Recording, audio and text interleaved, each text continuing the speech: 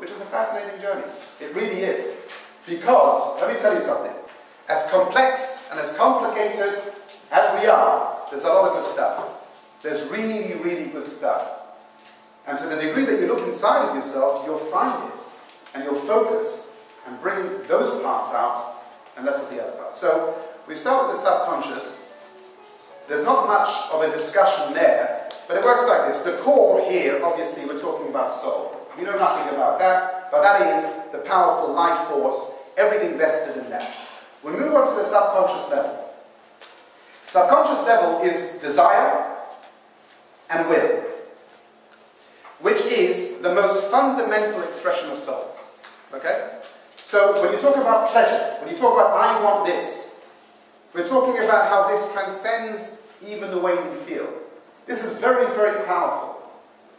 If you want to do something, you're talking about mental focus, where you say to yourself, forget about everything else in life. I want to set my mind to a particular goal and I'm going to achieve that.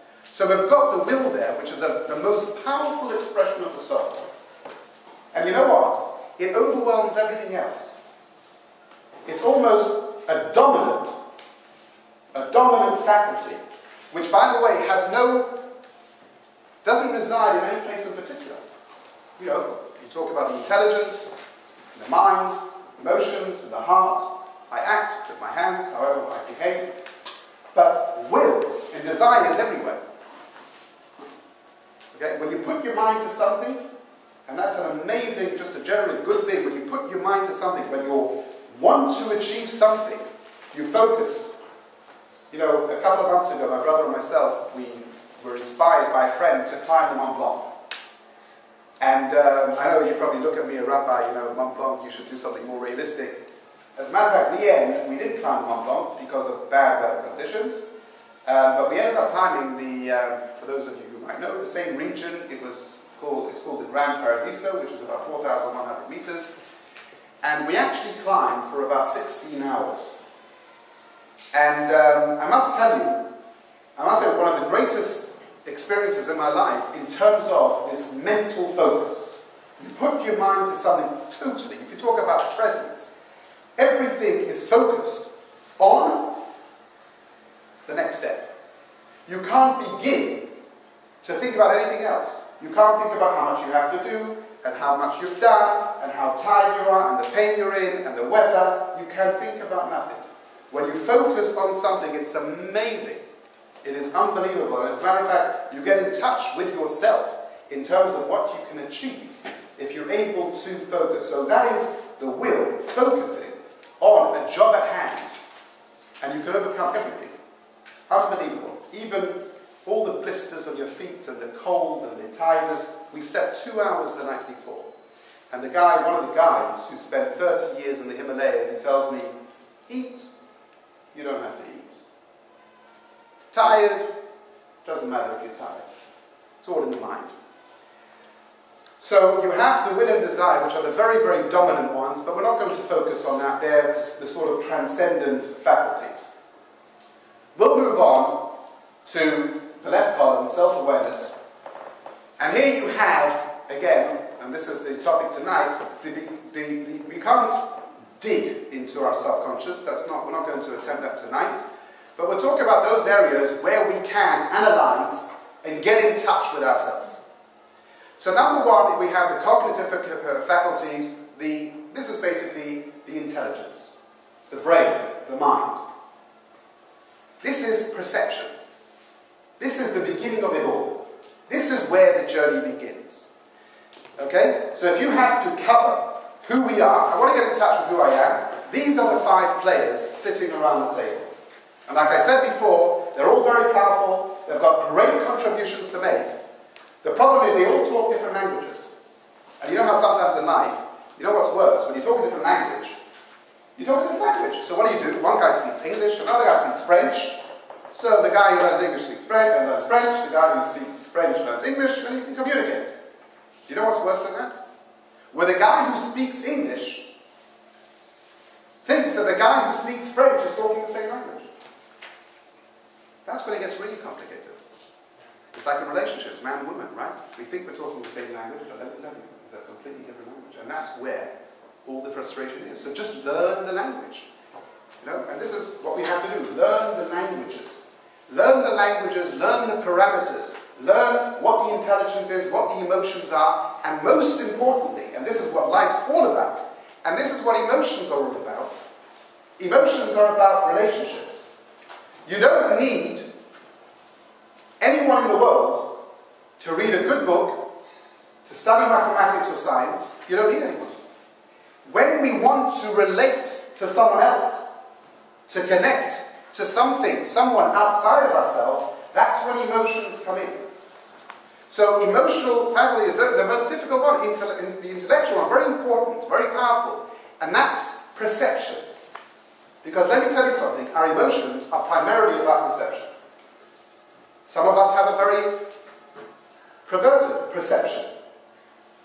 It's corrupt. We think that something is good for us, and therefore we love it, but really it's not.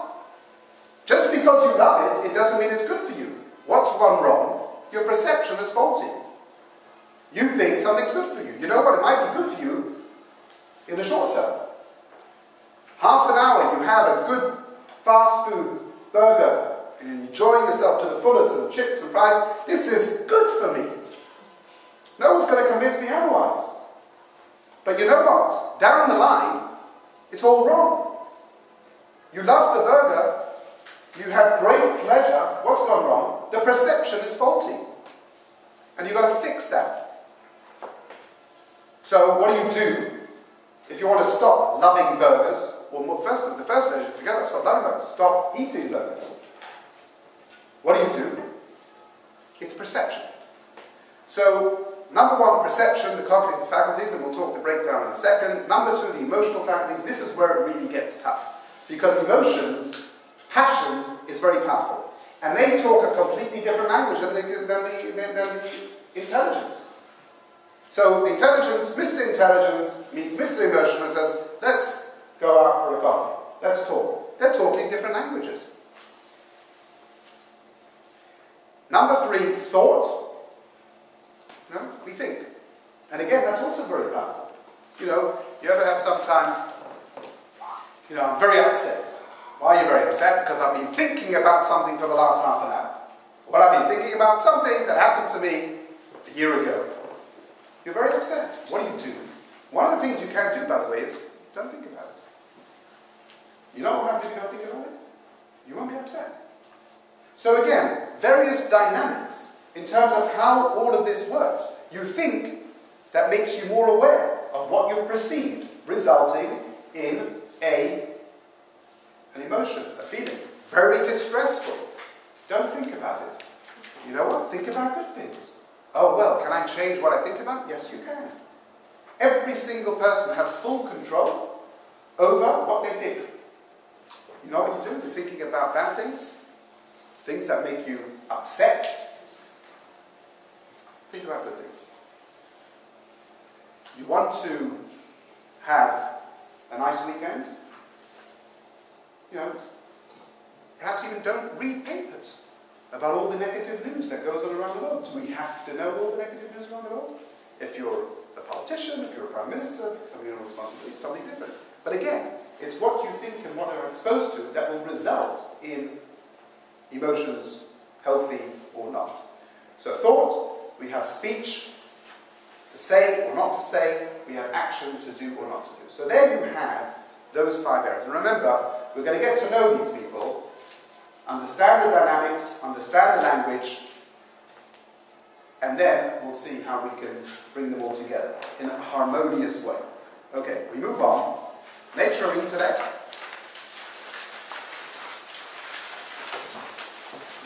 Okay, nature of intellect is the faculty to perceive and comprehend reality, whether internal or external. The ability to recognize, grasp, be aware of anything in a variety of fashions. Okay, so that is pretty straightforward. We're talking about here perception. We're talking about here all types of perception. But when you see something, you perceive. These are the senses. You can comprehend them on a cognitive level.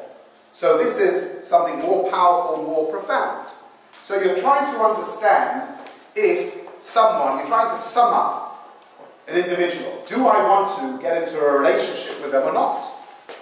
So there are these perceptions that are going on. All this information that's coming into my system, and I have to evaluate if something is good or not good on an intellectual level.